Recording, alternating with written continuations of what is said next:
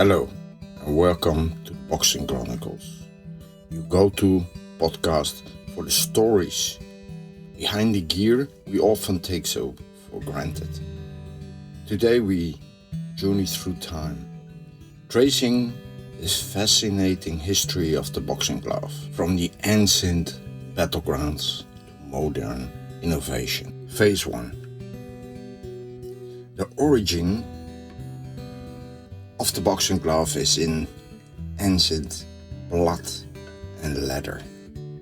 Let's travel back in time and begin in the ancient Greece. Fighters used leather straps known as hemantes. They weren't gloves as we know them, but brutal tools meant to inflict the real damage. They were wrapped around their hands. In Greek competitions, these straps were wrapped around your knuckles, offering little protection, but think of them as brace knuckles, more than gloves. They were used in the Olympics under the name Pankratius, and they were meant to inflict real damage on the opponent. In later days, the Roman Empire escalated things further with the cestas. The hand wraps, sometimes fitted with metal inserts like that knuckle braces, turned combat in sheer brutality.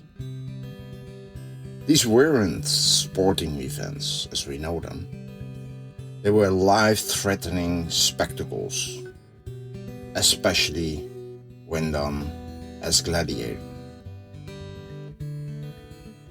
After the Romans lost control, all actions related to organized boxing vanished. What was left were brawls in streets, in bars, just fights in general. Local disputes were settled with fists, not with knives and swords as always being thought. You want to spare lives because every community needed them.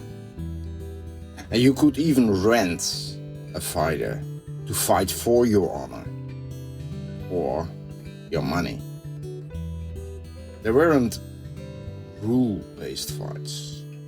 These fights included kicks, elbows, and even strikes to the downed opponent. Despite the chaos, some fighters became celebrities, even performing for royalties. Most of the fights were performed on fairs and in amusement places. But all these fights were barren knuckle fights, leaving fighters with damaged hands, early death, and frequent infections, because the medical care was very low. So when you got into a fight and you got deep wounds, they're hardly being cared of. Most of them just spread some alcohol over it and waited till the healing course. If you whine and you fight in a fair or it's your livelihood, you just went on, stitched it and moved on. So we make a big jump in time. Fast forward to the 18th century England. Boxing began to take shape again. But still as bare knuckle fighting. Matches happened in pubs, taverns, and on the street. So nothing changed much since the Roman times. But there was change coming up, and the biggest change was the professionalization of the gambling around it. Because these fights were driven by gambling.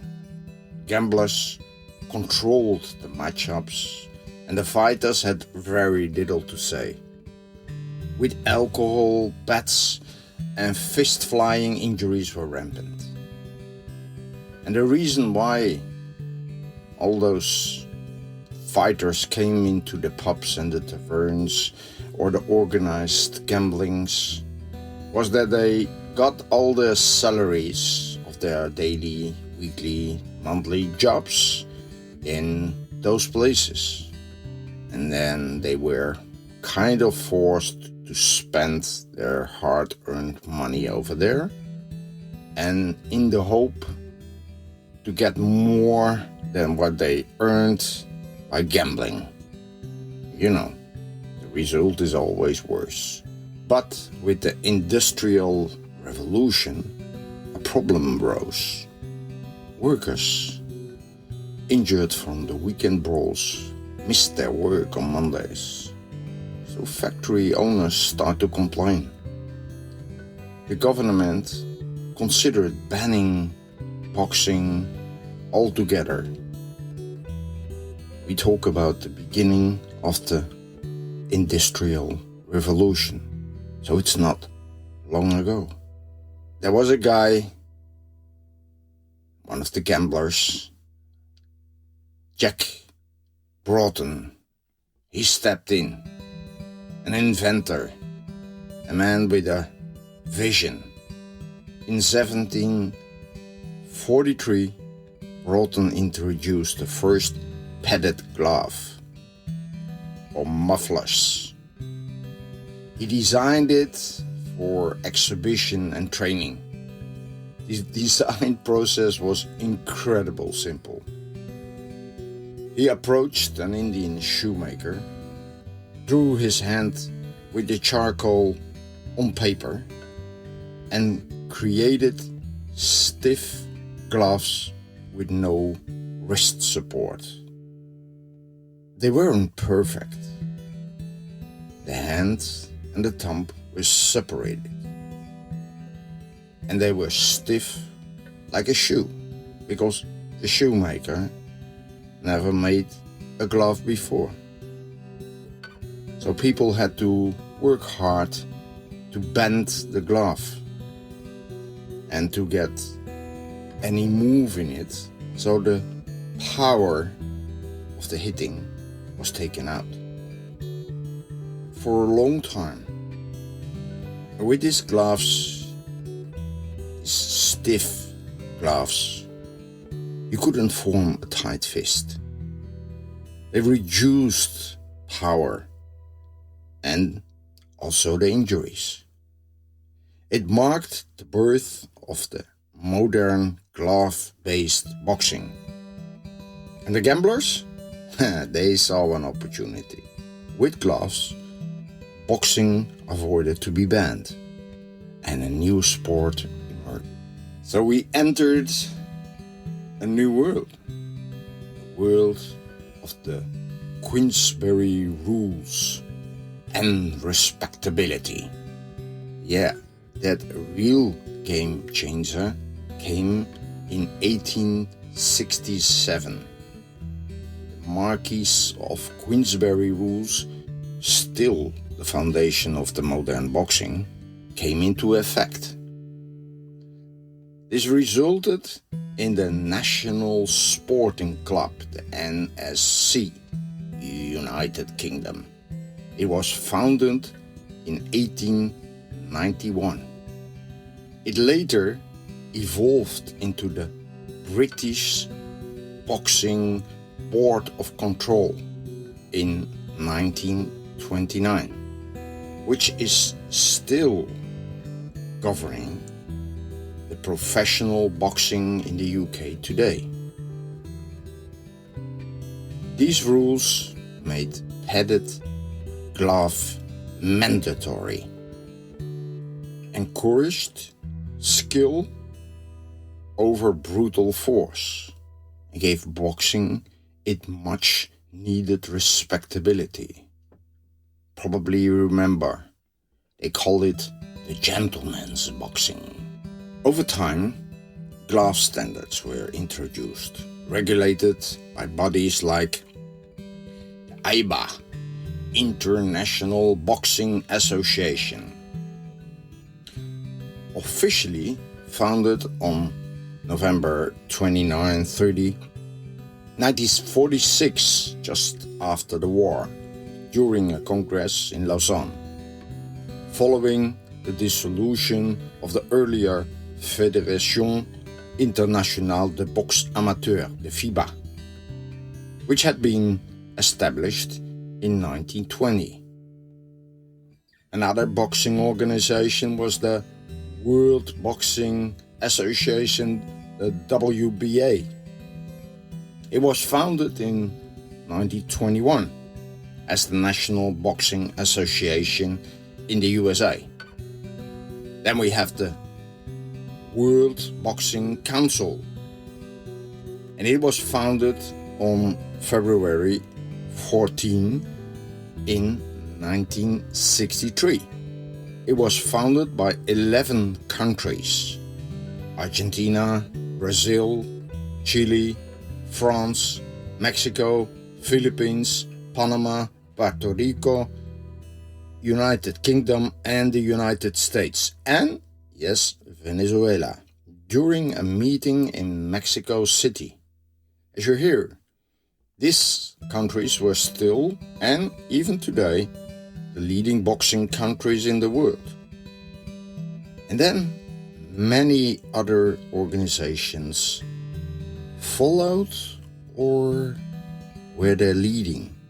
That's a big question, because Muay Thai and kickboxing, they use the gloves as well, for the same reasons as it was introduced in the boxing. The first official Muay Thai competition using boxing gloves in a ring is generally recognized to have taken place in 1921 during the reign of Rama VI of Thailand. And that's a real long time before all the international organizations came to life in the boxing world.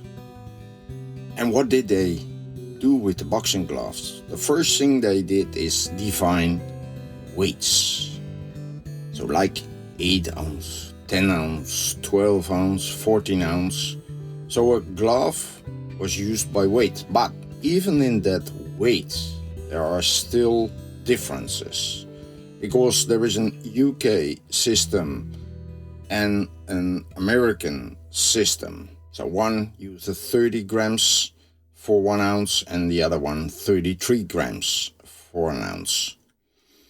And in the production world, they're not actually used anymore, because if you produce a lot of gloves, the amount of weight per glove is no longer really a weight.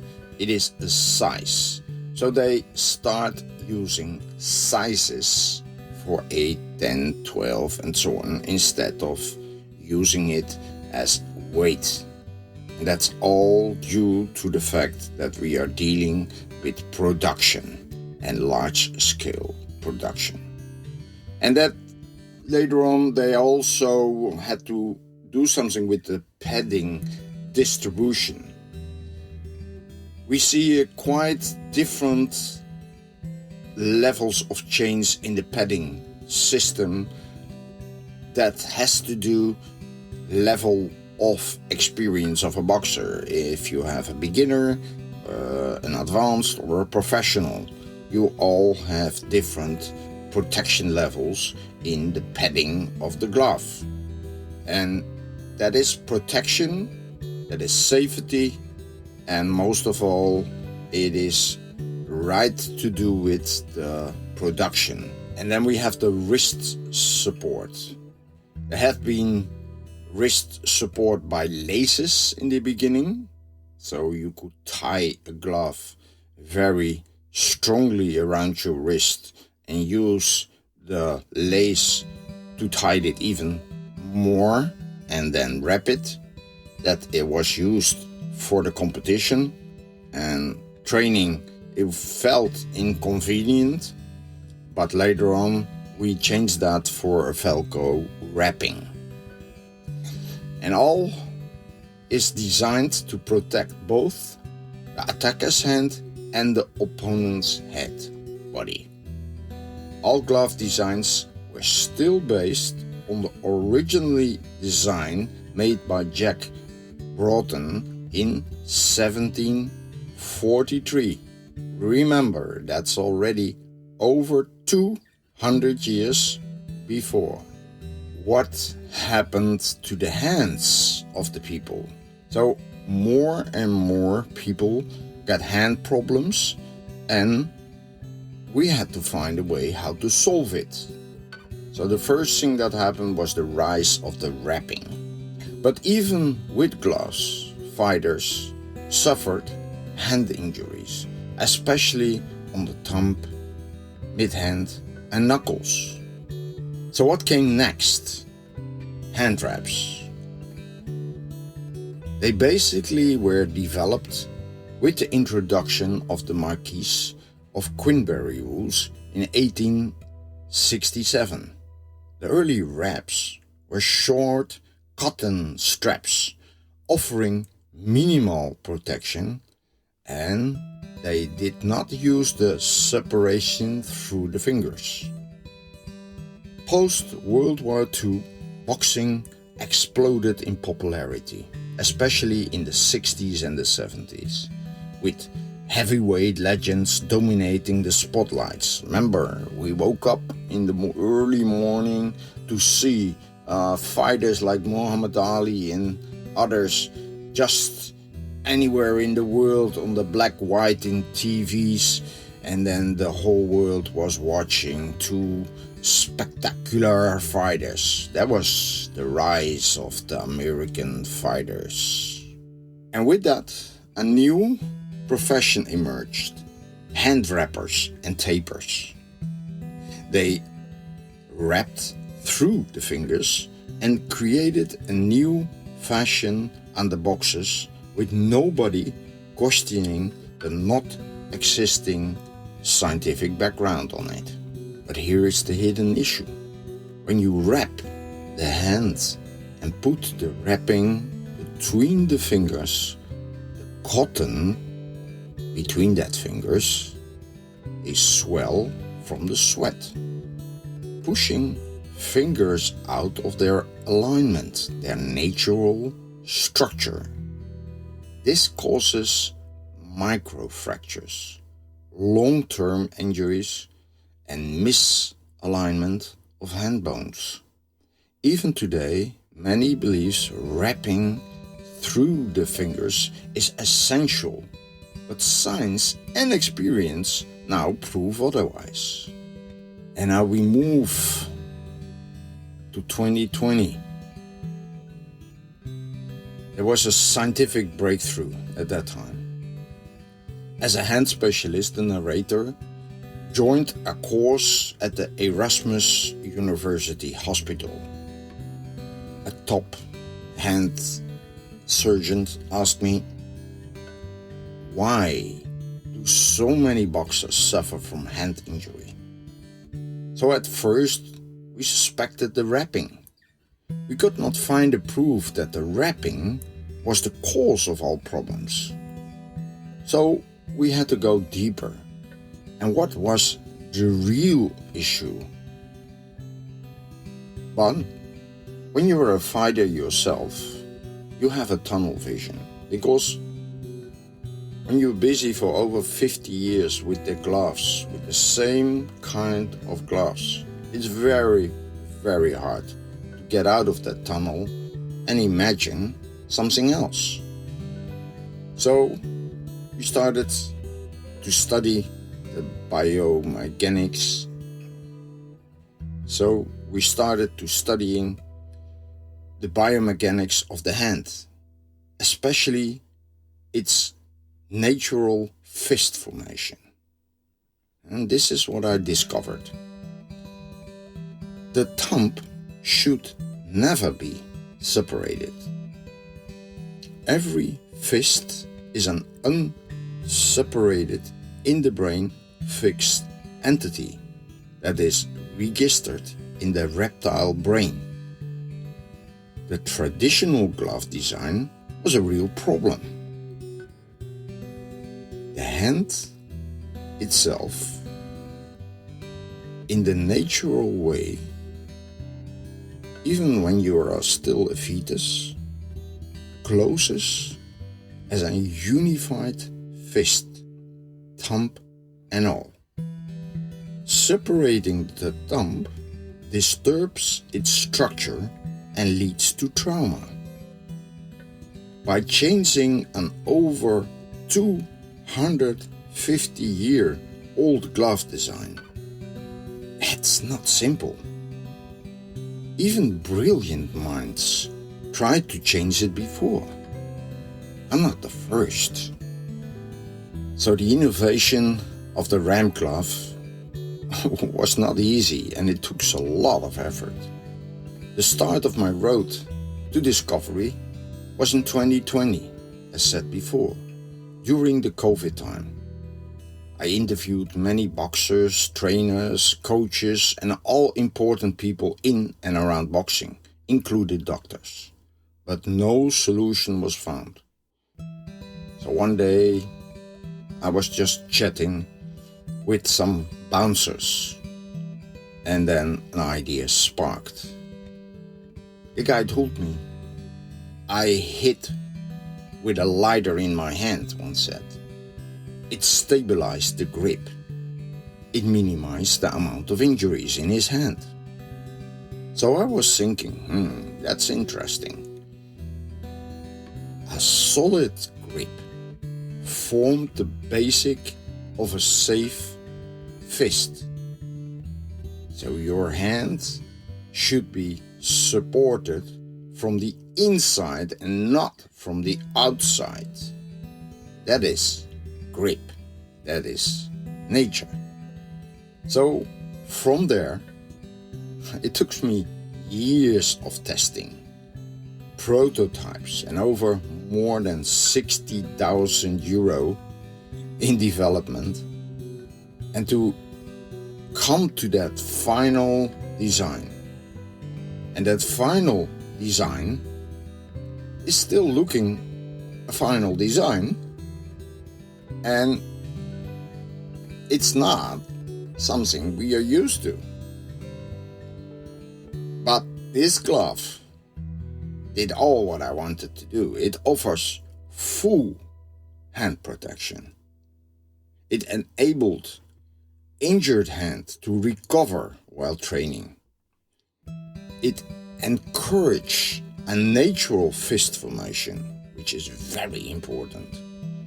It's multifunctional. It's ideal for sparring, pet workout, and training. And it combines impact resistance of mitts with the mobility of a glove. And most of all, it allows to be used in a medical environment for the training of, for instance, Parkinson's disease, neurological problem, amputees, and so on. In 2025, I received global registration. That means it is now officially a patented glove. And it's not for competitive fighters. I created for the people who like to train safe and enjoy doing it. So that means over 90% of the people who do boxing. I created it for trainers because it's saving their hand. It gives them the ability to train safe and sound with any of their students of any weight class, and use it for countering. So it's also used for rehabilitation. So that is fighters who damage their hands in so many ways. Finally, they can use this glove to start boxing again, to start living their dreams again, and start recuperating as they never could do that before. And finally, the fitness boxers who want just to have fun. Stay safe and ram the boxing bag or the pads. Maybe competition approval will be years and years away, because the ram glove makes a huge leap in boxing safety. And it will take years and years to convince bureaucratic organizations. But one day it will. But if you want to feel the ram glove for yourself, or just learn more of it, there's only one place in the world, and that's Force One in the Netherlands, in The Hague. So you have to come to us, because you want to do that one step in the future of boxing, where fun, fitness and safety goes hand in hand. Thank you for listening to the Glove Chronicles. Stay strong, stay safe, and remember, it's not just what you are fighting for, it's how you protect what fights for you.